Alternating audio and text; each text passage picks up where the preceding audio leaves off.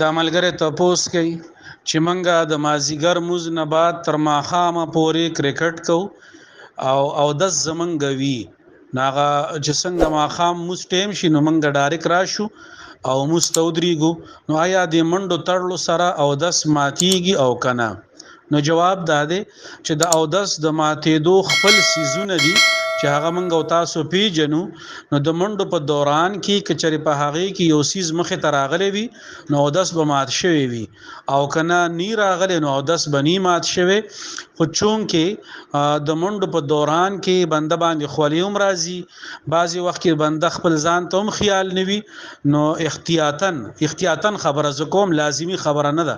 کچري یو سړی ته یقین وي چې زما او دشته نو بیا خو ټیک ته خو احتیاطاً او د سکول بهتر دیږي